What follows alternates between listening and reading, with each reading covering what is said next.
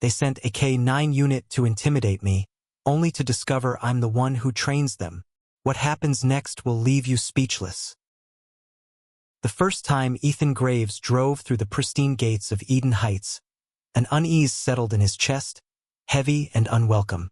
At first glance, the neighborhood appeared idyllic, the very image of suburban perfection. Neatly trimmed hedges lined the identical sidewalks, and every house boasted the same sterile charm: uniform façades, symmetrical driveways, and immaculately kept lawns, all the exact shade of green as if painted from the same palette. There were no signs of wear or disorder, no scattered children's toys, no evidence of real life unfolding. It felt staged, like a town designed for a glossy real estate brochure rather than actual living. Beside him in the passenger seat, Titan, his German shepherd, sat upright, ears twitching, his intelligent eyes scanning the unfamiliar surroundings. Ethan trusted Titan's instincts as much as his own. The dog had been his partner for years, trained in scent detection and threat assessment, and he rarely reacted without reason. Ethan pulled into his new driveway, a sense of finality settling over him. The house itself was beautiful in a clinical way, modern, pristine, but utterly lacking personality. He killed the engine, exhaled, and ruffled Titan's fur. "It's just a neighborhood, boy. We'll get used to it." Titan didn't seem convinced. That evening, as Ethan carried the last of his boxes inside, the dog remained unnaturally alert. His growl, a deep, guttural warning, stopped Ethan mid-step. His pulse quickened as he followed Titan's fixed gaze toward the edge of the driveway. A shadow loomed just beyond the glow of the street lamp. A tall figure stood motionless, watching. Ethan's training kicked in. He remained still, assessing.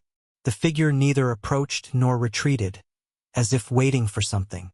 Then, in a slow, deliberate motion, it stepped backward into the darkness and disappeared. Most people might have dismissed it as an illusion of the night, a trick of the light, or an overactive imagination. But Ethan knew better. He had spent years training police K-9 units, working cases that had taught him one hard truth: instincts rarely lied. Titan's hackles remained raised long after the figure had vanished. The next morning, Ethan woke to the sharp rustle of paper against his door. He frowned, rubbing sleep from his eyes as he pulled the notice from its taped position. The paper was crisp, its ink fresh. The message was cold and impersonal: unauthorized animal on premises. Immediate removal required. Ethan felt his gut twist, not in fear, but in recognition. Someone had been on his property last night. Someone had seen Titan and deemed him a problem. But this wasn't about a homeowners association rule. This was a test. He refused to be intimidated. Determined to understand what kind of place he had moved into, Ethan spent the day walking through the neighborhood, observing.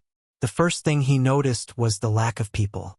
Despite the sold signs in nearly every yard, there were few signs of actual residents. Where were the families? "Listen, kid, you don't want to mess with them. The HOA runs this place like a private government. You ask too many questions and you disappear. I've seen it happen." Ethan's pulse steadied into the slow, focused rhythm of a man processing a threat. "Disappear how?" Jack hesitated, then shook his head. "Forget I said anything. Just don't push it. Keep your head down. If you're smart, you'll leave before they decide you're a problem." Ethan studied Jack's expression. There was something beneath his words. Guilt, or maybe regret. That night, the weight of Jack's warning clung to Ethan like a second skin. Sitting in his dimly lit living room, he opened his laptop, searching for records, old news articles, anything that might explain what Jack had meant.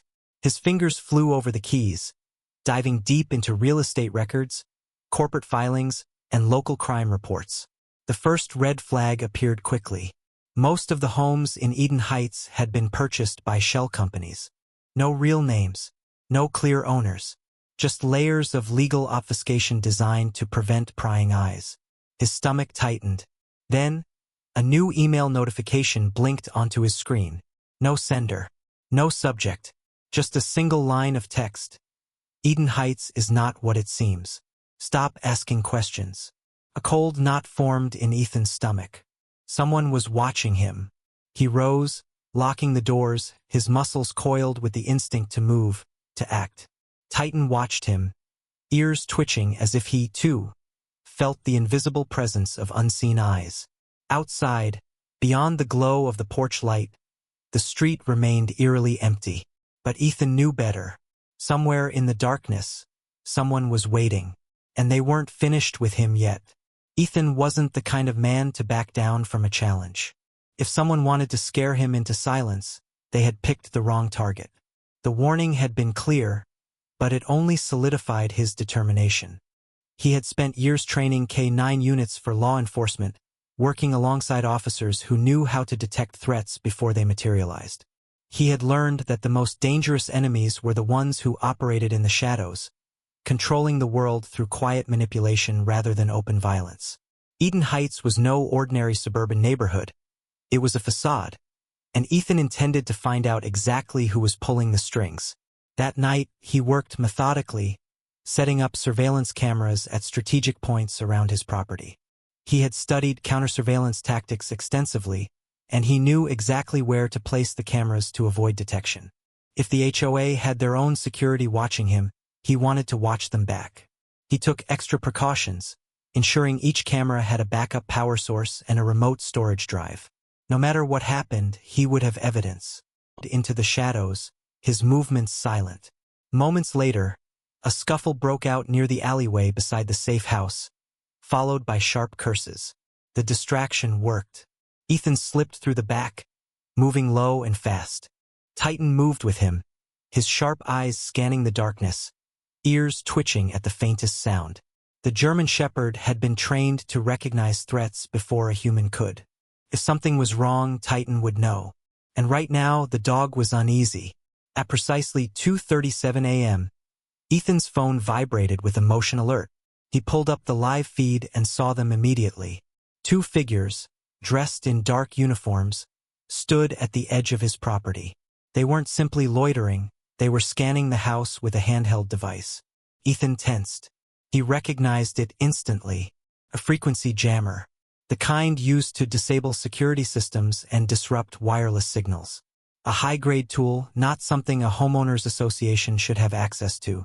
Then his screen flickered. His cameras cut out one by one. A few seconds later, the house went dark. The power had been cut. Ethan moved quickly.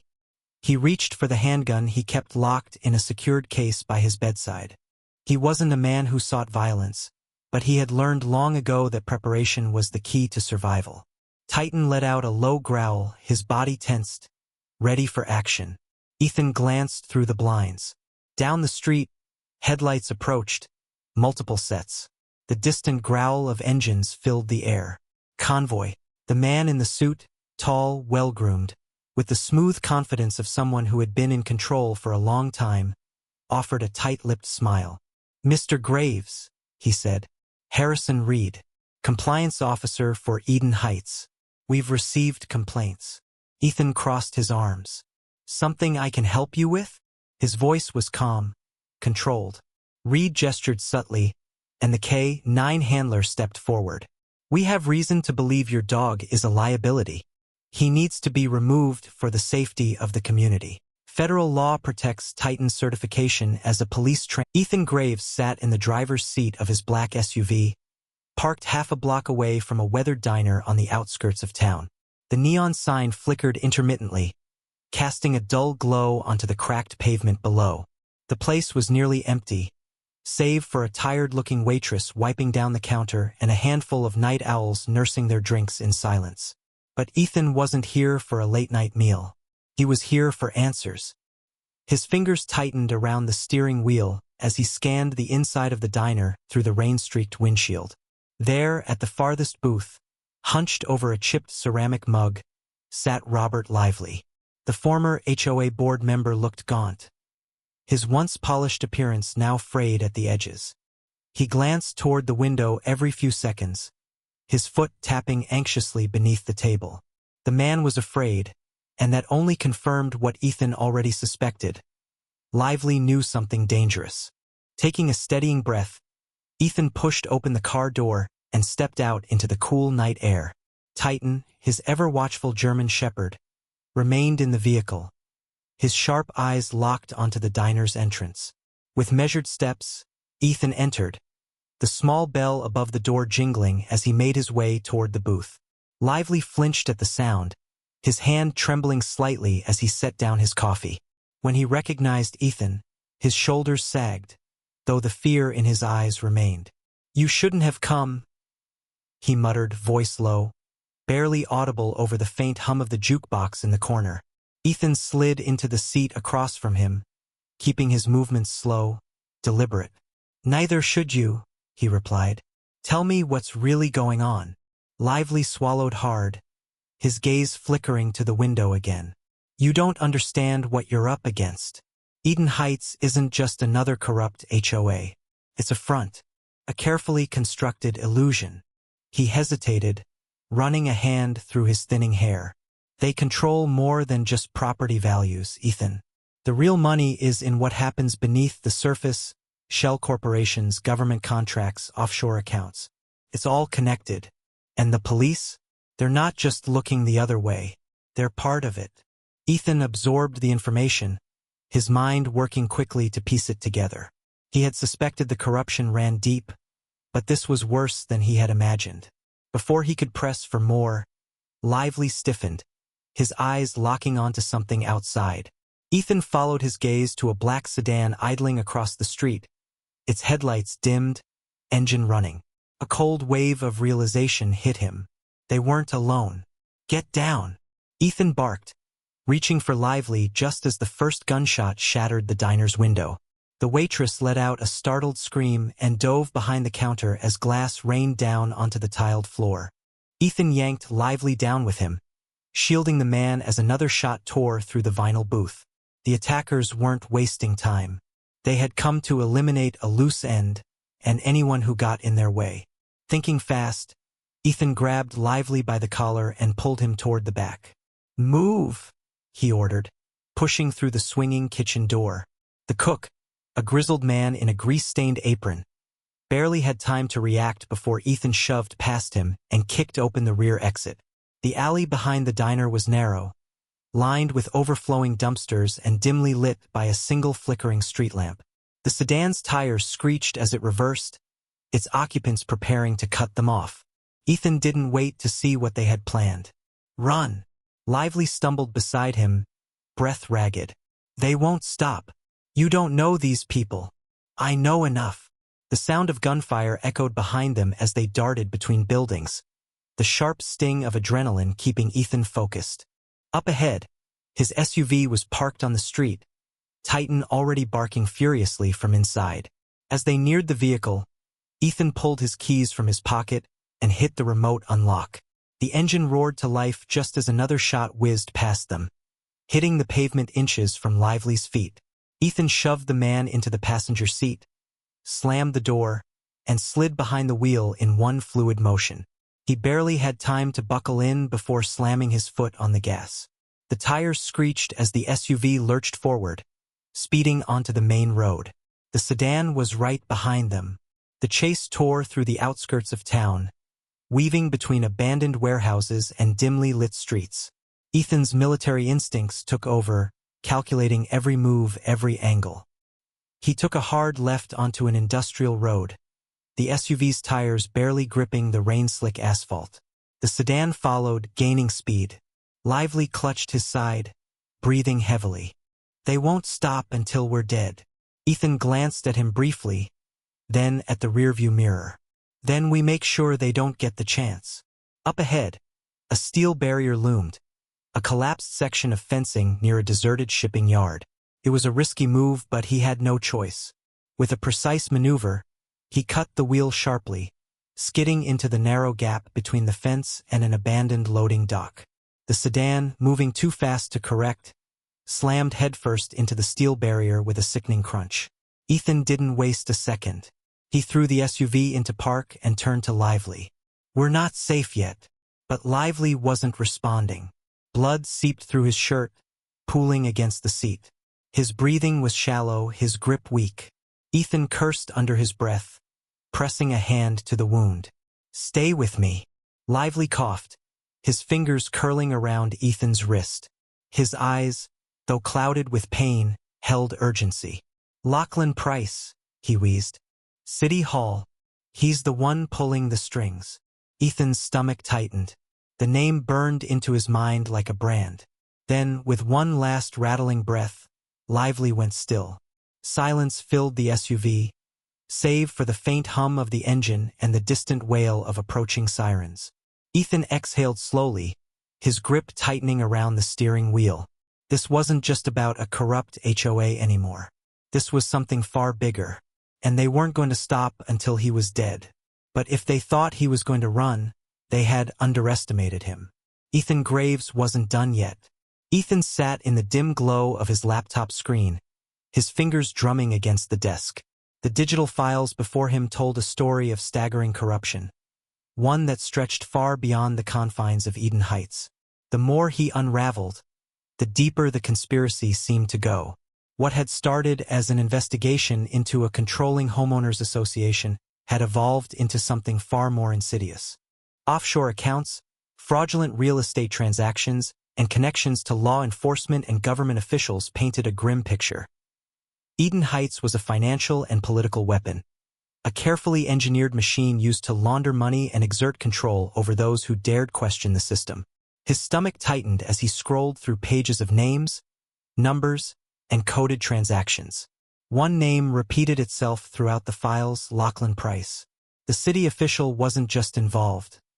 He was orchestrating the entire operation.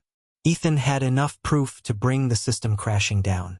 But proof meant nothing if he couldn't get it into the right hands. And in a city where corruption ran deep, who could he trust? Jack Holloway, the retired cop, had been the first to warn him about Eden Heights. He had spoken of regret, of people disappearing when they challenged the HOA's authority. If anyone had the resources to validate this evidence, it was Jack. Ethan reached for his phone, hesitating for only a second before dialing. The call connected on the third ring. "Ethan, you shouldn't be calling me." Jack's voice was low, wary. "I have proof, Jack. It's bigger than we thought: Price, law enforcement, the entire HOA. I need someone who can back me up." Silence. Then a heavy sigh. "We can't talk about this over the phone. Meet me at the train yard on 10th. Midnight." Ethan narrowed his eyes. Something in Jack's voice was different, restrained, hesitant. But if there was even a chance Jack could help, he had to take it. The train yard loomed in the darkness. A skeletal "I tried to warn you." Ethan's pulse quickened, but he forced his face to remain impassive. A man crumpled. Gunfire roared to life. Ethan dove behind a rusted train car as bullets ricocheted off the metal. Titan darted between the shadows, weaving through enemies, striking with brutal precision. The men struggled to regroup, their formation broken. Ethan took down another, disarming Reed in a swift, brutal counterattack. But there were too many. He needed an exit. His eyes darted to a derailed train car resting at an angle above a loading dock. An opening. "Titan, move!" Ethan sprinted, climbing the wreckage as bullets tore through the air behind him.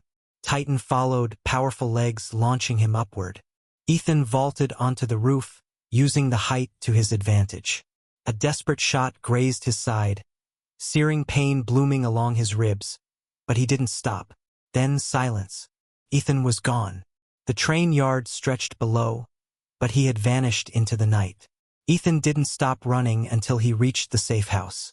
His breath came hard and fast, his wound throbbing, but adrenaline kept him moving. He barricaded the door, his mind racing. Jack had betrayed him, not by choice but by force. The HOA had its claws in him, just as it did in the police, in the government, in everything. There was no one left to trust. He pulled up the stolen files, scanning them for anything he might have missed. And then he saw it, an encrypted folder buried beneath layers of data. A name stood out among the lines of code: Lachlan Price. But the document wasn't financial. It was personnel records, classified assignments, surveillance logs, and worst of all, names. Jack Holloway, Harrison Reed. Officers, judges, business leaders. They weren't just enforcers. They were watchdogs, hand-selected operatives tasked with maintaining the illusion of order, eliminating threats before they could take root. Eden Heights wasn't just about money. It was about control. A testing ground for a system designed to expand far beyond this city. Ethan exhaled, cold determination settling in his bones. He wasn't just up against a corrupt HOA anymore. He was up against an entire network of power.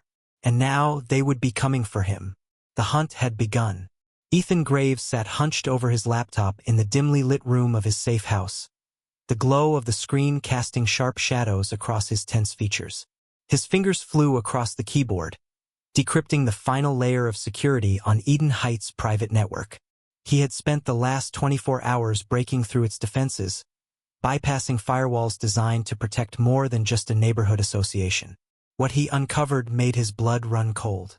Lines of incriminating documents scrolled past his eyes, secret police orders signed with classified clearance codes, real estate transactions concealing illegal land seizures, offshore accounts funneling millions through shell corporations. At the center of it all sat Lachlan Price, pulling the strings like a puppet master hidden behind layers of bureaucracy and corporate anonymity. The HOA had been a facade, a cover for something far more insidious. Ethan exhaled sharply. He had everything he needed. This was more than enough to dismantle Price's empire and expose Eden Heights for what it truly was. He prepared the files for release, encrypting them onto a secure drive while simultaneously setting up a public data dump through multiple news channels and whistleblower sites. Once it went live, there would be no taking it back. Then his laptop screen flashed red. An alert. They had found him. A tracking virus embedded within the HOA's network had traced his signal. His heart pounded as he checked his external surveillance feed. The street outside was eerily still. Then, like a predator emerging from the darkness, the first SUV rolled into view, its blacked-out windows concealing the men inside. Then another, and another, for in total, tactical, coordinated. Ethan's instincts took over. He shut his laptop, secured the drive, and pulled his sidearm from the holster on the table. Titan, his ever-faithful companion, stood at attention, sensing the tension thickening in the air. The German shepherd let out a low growl, ears flattened, muscles coiled. "They're coming," Ethan muttered, grabbing his gear. The first bootsteps crunched against the gravel outside. The sound of a suppressed firearm signaled their intent. They weren't here to talk. Ethan needed to move, but a direct fight would be suicide. He had trained too many men like these to underestimate them. They weren't HOA enforcers. These were professionals. Ethan motioned to Titan and whispered, "Lead them away." The dog darted into the shadows, his movements silent. Moments later, a scuffle broke out near the alleyway beside the safe house, followed by sharp curses. The distraction worked. Ethan slipped through the back, moving low and fast. He circled around the nearest building, scanning for an opening. A single enemy broke away from the group, sweeping the perimeter with a silenced SMG. Ethan pressed himself against the wall, waited for the man to pass, then struck. A swift, brutal takedown, an arm around the throat, a sharp twist, and the body slumped soundlessly to the ground. He stripped the radio and earpiece before vanishing into the night. He needed to go on the offensive, and there was only one place left to do it. Price's estate was a fortress of modern security, hidden behind wrought iron gates and high-tech surveillance. Ethan knew he wouldn't get a second chance. Using the stolen radio frequency, he mimicked the voice of the fallen operative. Target lost. No signs in Sector 2. The response was immediate. Hold position. We're sweeping back. Ethan took his window of opportunity, scaling the wall using the ivy-covered lattice. He landed softly on the balcony and moved inside, clearing the hallway with tactical precision. The estate was too quiet. He expected guards, but there were none. Price was waiting for him. The man sat behind a massive mahogany desk, hands folded, eyes calm. His expression was unreadable, but there was something almost amused in his gaze. "You made it farther than most." Ethan didn't respond. He stepped forward, placing the secure drive on the desk. "It's over."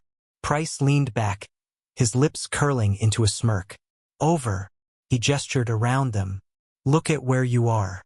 Look at me. Do I look like a man who has lost? Ethan's grip on his gun tightened. 30 seconds. That's how long before this goes live to every major network and federal agency. You can confess or you can burn with it. Price was silent for a long moment. Then he exhaled. You still don't get it. A soft chime echoed in the room. Ethan's phone vibrated. He glanced down.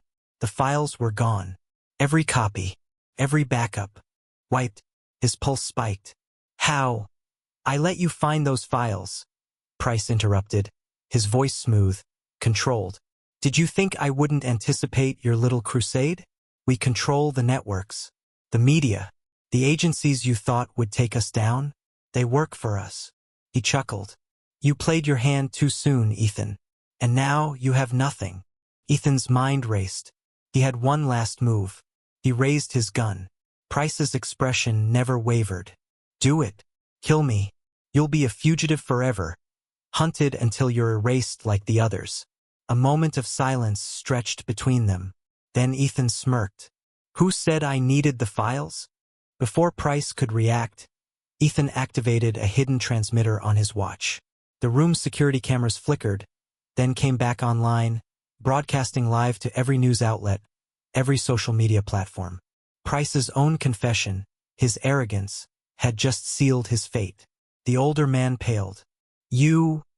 The sound of sirens cut through the night. Ethan took a step back as chaos erupted outside. The fortress walls had been breached not by enforcers but by federal agents. The real kind. Ethan turned as the door burst open, men in tactical gear flooding the room. Price lunged for a hidden weapon, but he never got the chance. A single command from Ethan sent Titan barreling into him, knocking him to the ground. The battle was over. By dawn, Eden Heights was swarmed with investigators. Price was in custody, his empire collapsing as officials combed through what remained of his network. The HOA was disbanded, its leadership arrested. Families who had lived in fear could finally breathe again. Ethan watched from the outskirts, Titan at his side. He should have felt victorious, but he knew better. The system never truly died. It only hid, waiting to rebuild in the shadows. As he walked away from Eden Heights for the last time, he knew one thing for certain. His fight was far from over. Disclaimer. The story you just watched is fictional, highlighting the tension between overreaching authority and individual rights. It sheds light on the importance of accountability, proper law enforcement practices, and standing up against unjust actions. Our goal is to provoke thought and inspire awareness about the balance between power and personal freedom.